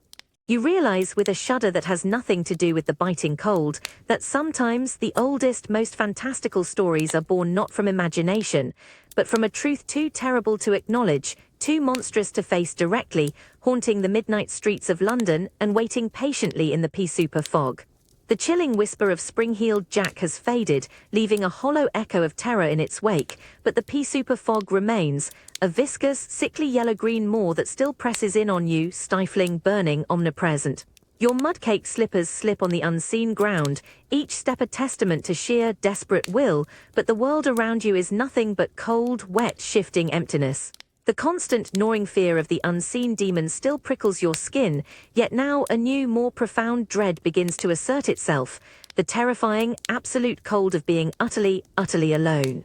This cold isn't merely the external chill of the London night, though that penetrates to your very bones, numbing your fingers, freezing your ears, making your teeth ache. No, this is a profound internal cold, a spiritual chill that settles deep within your chest, an icy hand squeezing your heart. You are a solitary, fragile figure in a vast, indifferent universe, lost in a suffocating grey expanse where no other human soul exists, no comforting light, no distant, reassuring sound of life. The silence, when it descends between the frantic beats of your own heart, is not just empty, it is a void, a hollow, echoing chamber that seems to magnify your complete and terrifying isolation. Every breath you draw, shallow and ragged through the acrid, chemical-tasting air, feels like a solitary defiance against an overwhelming, crushing emptiness. You are completely untethered, unseen, unheard. The thought of your warm bed, your familiar home, now seems like a distant, impossible dream, a cruel fantasy from another life.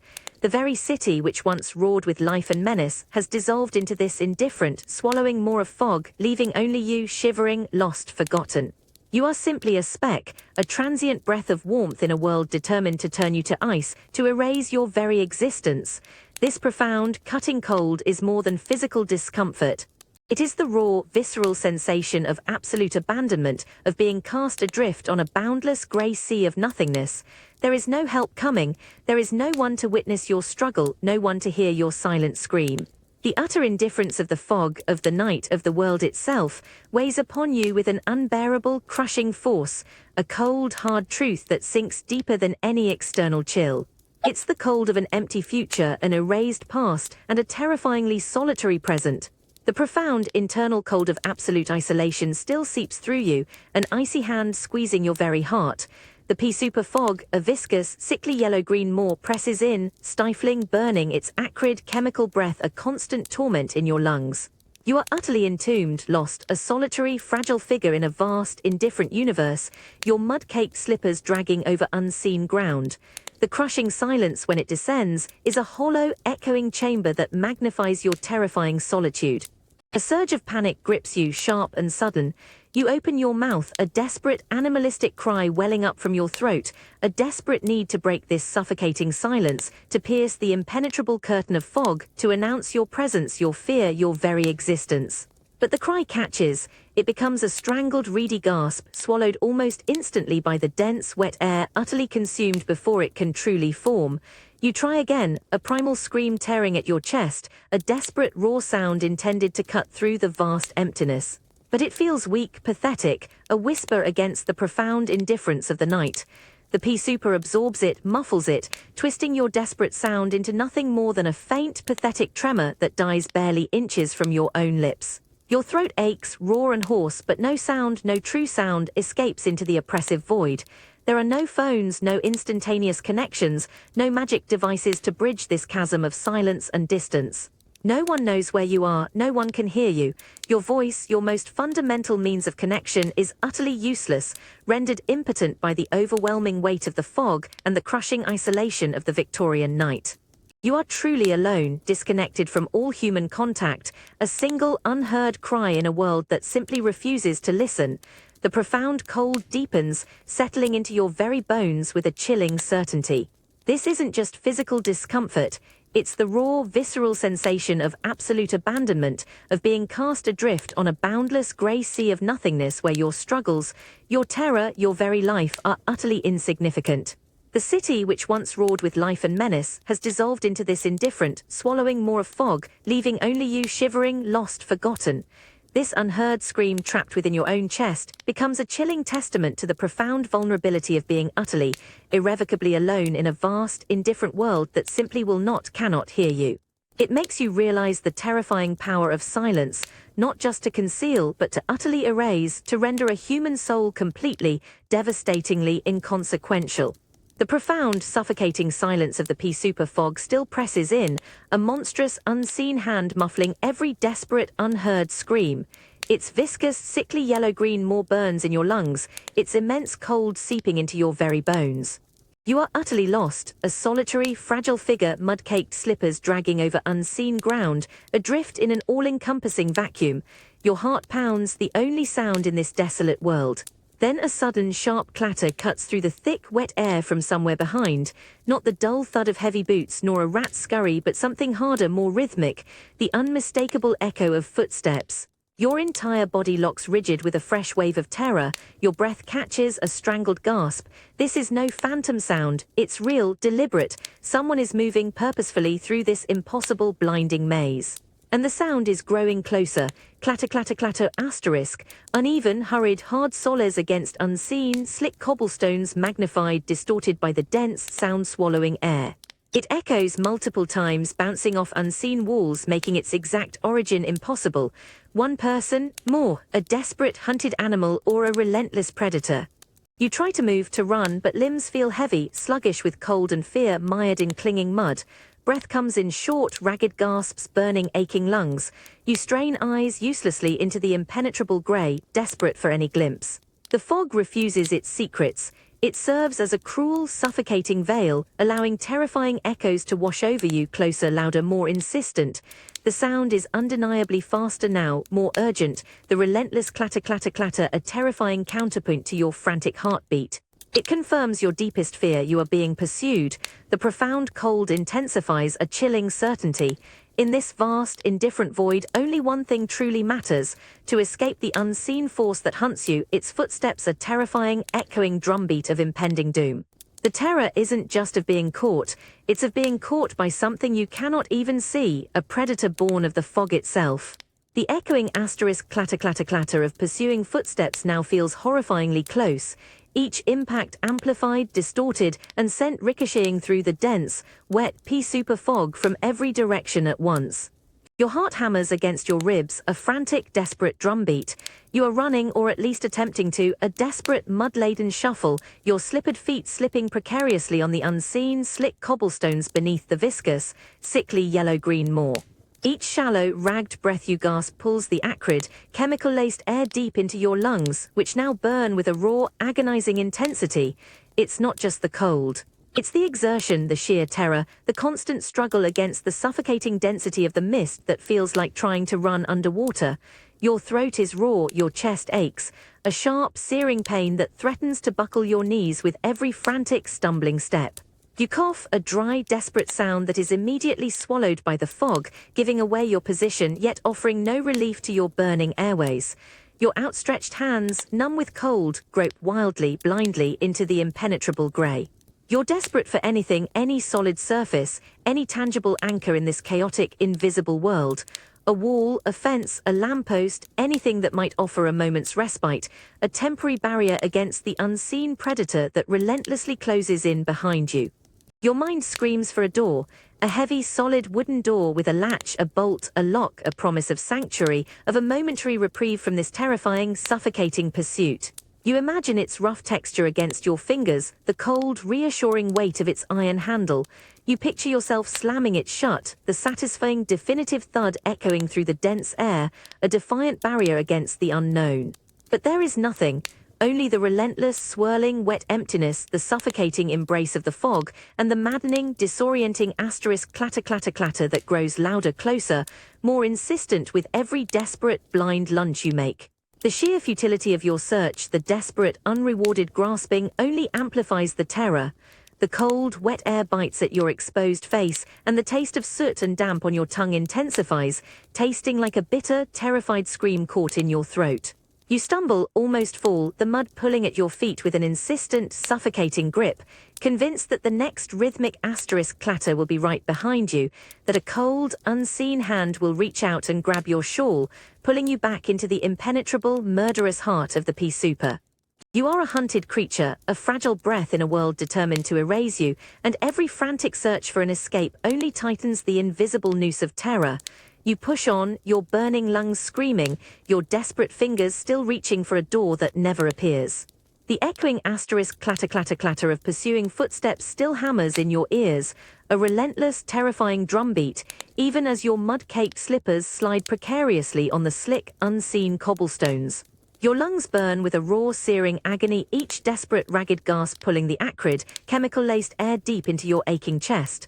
The viscous, sickly yellow-green pea soup of fog, a malicious, suffocating maw, presses in, blurring all reality, reducing the world to a cold, wet, shifting emptiness. You are running, stumbling, a hunted creature, your outstretched hands groping wildly, blindly for any solid anchor in this terrifying, invisible maze. Then, with a desperate, flailing lunge, your hand slams hard against something cold, rough, and unyielding. Not a flat wall, but a recess, a sudden, narrow indent in the brutal architecture of the street. Without thought, with a burst of primal instinct, you shove your body into the opening, pressing yourself against the cold, damp stone. The tight space scrapes against your shoulders, your hips, but for a precious, fleeting second, the direct onslaught of the swirling fog lessens, parting slightly as you wedge yourself into this hidden pocket. You hold your breath, every muscle in your body locked rigid, straining your ears against the frantic pounding of your heart, the clatter clatter clatter of the footsteps. Do they stop? Do they pass? For a terrifying, elongated moment, the sound seems to echo, distorted and confused, before finally, blessedly, it begins to recede, fainter, more distant, less insistent. A wave of profound, dizzying relief washes over you, so intense it almost buckles your knees. You press your forehead against the rough, cold stone, the sudden, blessed silence a balm to your raw, overstimulated senses. The air here within this narrow, unexpected alcove is different. Still damp and cold, yes, but it carries a stale, musty scent, a hint of ancient dust and forgotten damp, rather than the fresh, acrid bite of the active fog. The darkness is absolute, a deeper, heavier black than even the pea souper outside, for the mist's sickly glow cannot penetrate this forgotten nook. You are entirely blind, relying solely on the rough, unyielding texture of the stone against your cheek, the biting chills seeping through your thin shawl. But the relief, though potent, is fleeting, almost immediately tainted by a fresh wave of chilling paranoia. This isn't safety. This is merely a pause, a hiding place. You are still out here in your nightclothes, mud-caked and terrified, vulnerable to whatever unseen dangers still lurk in the suffocating grey. The receding footsteps might merely be a trick, a feigned retreat. Or perhaps the pursuer has stopped too and now stands just beyond the invisible curtain of fog, listening, waiting, knowing you are near. The silence, no longer a blessing, transforms into a profound, oppressive weight, a chilling, watchful presence that seems to press in from all sides, suffocating your desperate, shallow breaths. You are hidden, yes, but utterly trapped, and the cold stone against your skin feels less like sanctuary and more like the walls of a silent, invisible prison. The true horror, you realize with a profound, sinking dread, is not just being pursued, but being forced to wait, blind and helpless, for the unseen to make its next move. The receding asterisk clatter clatter clatter of pursuing footsteps finally fades into the thick, wet pea souper fog, leaving you pressed deep into the narrow, cold alcove. Your lungs burn, a searing agony from the desperate scramble, and the acrid chemical air still clings, tasting of soot and damp. An initial wave of profound, dizzying relief had washed over you, but now a fresh, chilling paranoia asserts itself. This isn't safety, it's merely a pause, a blind hiding place in a world still teeming with unseen menace. The darkness within this tight recess is absolute, a heavier, more profound black than the fog outside, stifling any visual anchor. You stand utterly still, straining your ears against the frantic pounding of your heart, listening for any sign that the unseen pursuer has returned or perhaps has never truly left. Your hands, numb with cold, press against the rough, damp stone, finding scant comfort in its unyielding chill. Then you feel it, a subtle shift in the air, incredibly close. Not a gust of wind, but something softer, warmer, a faint, disturbed ripple that brushes against your cheek. Your breath hitches. It's almost imperceptible yet undeniably present, disturbing the stale, musty air of the alcove. You freeze, every muscle tightening, your mind screaming a denial, grasping for any other explanation. A trick of the fog, a tremor from a distant carriage, but the stillness of the air, the profound lack of other sounds, contradicts it. Your eyes, useless in the void, try to peer into the deeper blackness beside you. Your entire being vibrates with a sudden, overwhelming certainty. You are not alone in this cramped, dark sanctuary. A different scent now asserts itself beneath the musty, damp, faint human, but not your own. A whisper of stale wool, a hint of unwashed skin, cold and earthy, mingled with the metallic tang of something akin to fear itself. Your heart leaps into your throat, a frantic bird desperate for escape. You are so close to this other presence that you can almost feel the radiating cold from their body, the minuscule shifts of their weight against the unseen wall. You press yourself even harder against the cold stone behind you, trying to make yourself impossibly smaller, to become one with the rough texture, to erase your own presence. The horrifying realization grips you. You are sharing this tiny, hidden pocket of safety with another, friend or foe, trapped like you or waiting with chilling patience. The profound intimacy of this shared space, this forced proximity in absolute darkness, sends a fresh wave of primal terror through you. The safe haven you stumbled into is no longer a sanctuary, but a cage, and you are far from alone within its silent, unseen walls. The true horror, you realize with a profound shudder, is not just being found by your pursuer, but being discovered by an unknown, unexpected occupant, in a hiding place that suddenly feels terrifyingly small and inescapably intimate. This cramped refuge meant for one has now become a perilous, suffocating secret shared with another, completely unseen presence.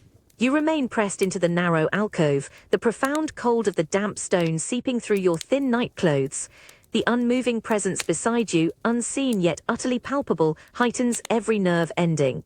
Your heart pounds, a frantic bird trapped in your ribs. Outside, the pea-soup fog still presses its viscous, sickly yellow-green maw against the opening, suffocating, blinding. But then, a subtle shift. Not a sound, not a scent, but a faint, almost imperceptible softening in the impenetrable gloom directly beyond the alcove's mouth. The monstrous, uniform yellow-green begins to dilute, slowly, reluctantly, transforming into a duller, more profound grey, tinged with a delicate, ethereal violet. Dawn, it's coming. You crane your neck, pushing slightly forward, your eyes aching from hours of straining against the dark. The outlines of unseen buildings beyond the fog's immediate embrace begin to assert themselves, mere suggestions at first, then thickening into blurred, darker masses against the paling sky. And then, as the first weak light filters through the damp air, you see it, the wet slate. The roofs and pavements, slick with moisture from the night's heavy fog, begin to gleam with a somber, muted luminescence. Each tiny droplet catches the nascent light, transforming the grimy black surfaces into a tapestry of deep, dark blue, charcoal grey and glistening, almost metallic black. The wetness doesn't reflect. It absorbs, deepening the colours, making the world seem profoundly sombre, yet utterly real. You can almost feel the chill rising from the wet stone, the metallic tang of damp earth and grime still sharp on your tongue. A profound, melancholic beauty emerges from the desolation, a testament to light's relentless return. The monsters conjured by your terrified mind in the absolute dark begin to recede, dissolving back into the mundane shapes of posts and railings. Yet the presence beside you remains unseen, unmoving. The light reveals but also confines, painting your shared, silent hiding place with an eerie, stark clarity. The arrival of day does not erase the night's terrors. It merely sharpens their edges, revealing the world's grim reality, one wet slate at a time. It makes you wonder what other truths, what other shared secrets, this relentless dawn will illuminate. You remain pressed into the narrow alcove, the profound cold of the damp stone seeping through your thin nightclothes. The unmoving presence beside you, unseen yet utterly palpable, still heightens every nerve ending. The first grey light of dawn, tinged with ethereal violet, now bathes the wet slate roofs and pavements in a sombre, muted luminescence outside. The pea super fog, though thinning, still clings stubbornly, obscuring much, yet revealing enough to tease the edges of clarity. Then from the vast, damp expanse beyond your cramped hiding place, the city begins to stir. Slowly, tentatively, the profound, suffocating silence of the night begins to fracture.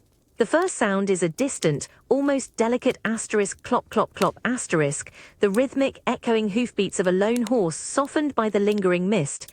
It's a sound of industry, of purpose, of the world slowly, reluctantly reawakening.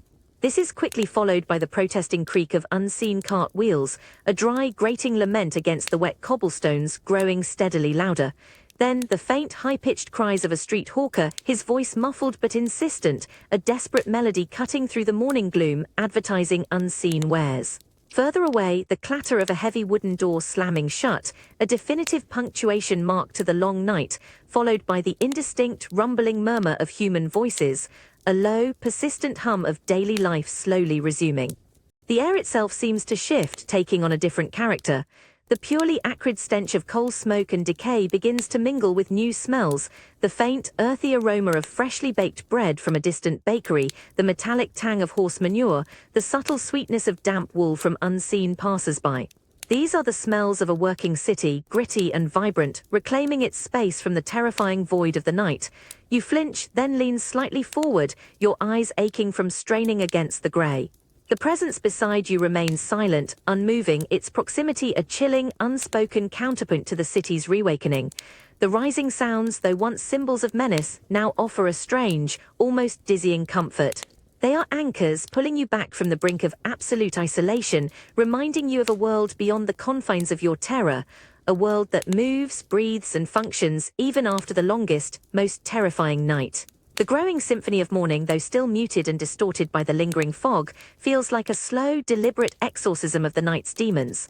The pea super, so recently a monstrous, all-consuming maw, now feels merely like a damp, inconvenient curtain, slowly pulling back to reveal the enduring, bustling, if often grim, reality of London. You can almost feel the collective yawn of the city, stretching, waking, shaking off the lingering nightmares of the dark. This return of sound, of familiar human noise, is not just a restoration of senses. It's a powerful affirmation of enduring life, a promise, however fragile, that even the deepest darkness eventually yields to the relentless, if grey, dawn. It offers a profound, if cautious, hope that you too might find your way back to the world of the living. You finally gather the last reserves of your courage, pushing yourself away from the rough, cold stone of the alcove. The unseen presence beside you remains utterly silent, unmoving, a chilling, unknown sentinel. With a gulp, you force your mud-caked slippers back onto the unseen pavement, stepping out from the profound darkness of your hideaway into the lingering, viscous grey of the pea super fog.